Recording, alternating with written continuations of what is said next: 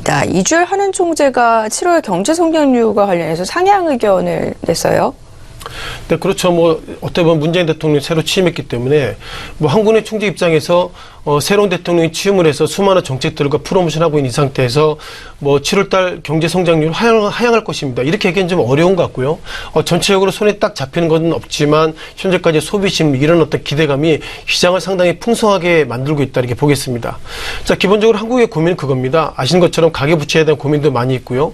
또한 미국이 어저께 그 5월달 FOMC 회의 의사록의 내용을 보면 정확한 단어는 아니지만 6월달에 기준금리 인상에 대한 코멘트가 정확하지 않았습니다만 오늘 미국 지수가 급등하다 보니 6월달에 기준금리를 인상할 수 있다 그런 어떤 자의적인 해석이 있어서 미국의 기준금리 인상을 앞두고 한국이 금리를 동결한다 때로는 올린다 이런 부분들이 좀 부담이기 때문에 일단은 홀딩한다 그런 좀 관점으로 보는 것 같고요. 자, 그렇지만 이주열 한국은행 총재가 7월달은 지금보다 상당히 기대감을 좀 올려놨습니다. 올 초에는 한국은행이 그 한국의 전망치를 2.6%로 지정했는데요. 2.6%보다 좋을 것이다. 이런 부분들이 한국은행의 총재 입에서 나왔기 때문에 어쩌면 실물 경기가 시장에서 기대하는 것보다 더 좋을 수 있다. 그런 어떤 관점으로 시장은 상당히 좀 뜨겁게 바라보고 있다. 이렇게 좀 보겠고요.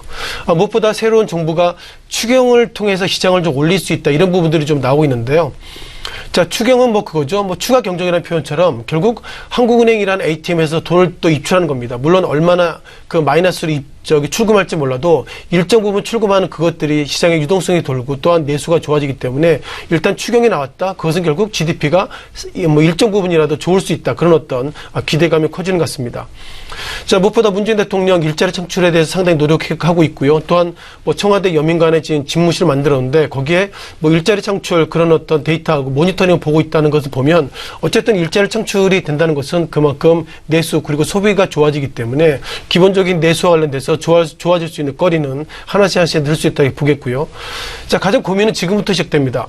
미국의 기준금리가 0.75에서 1%로 현재 동결했고요. 어쩌면 6월달이 됐던 아니면 9월달이 됐던 일정 시기간에 기준금리를 올린다면 한국은 현재 1.25이기 때문에 한국과 미국의 기준금리가 역전이 됐을 때 과연 한국에 있는 자금이 미국으로 넘어갈 수 있다. 그런 어떤 퀘션 마크에 있어서는 아직까지 좀 답은 좀 드리기는 어려울 것 같습니다.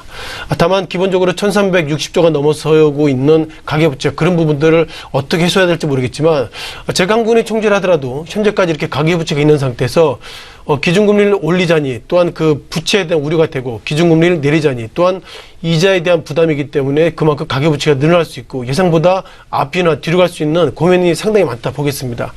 정리하면 이런 부분들은 결국 일자리 창출 이런 부분에서 풀어야 될 것 같고요.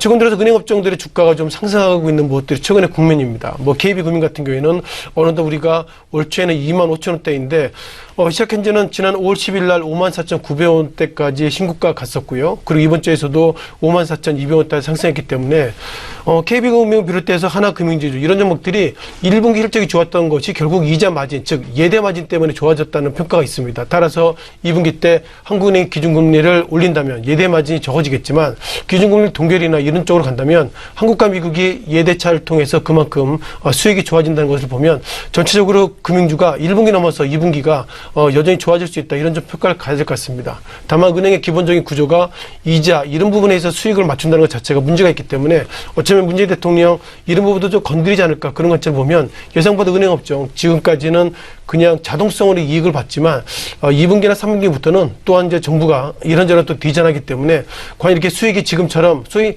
그 땅짓고 헤엄치기 이런 어떤 장세 속에서 금융주는 그렇게 상승할 수 있는 여력도 없다. 이런 부정적인 관점으로도 말씀을 드렸습니다.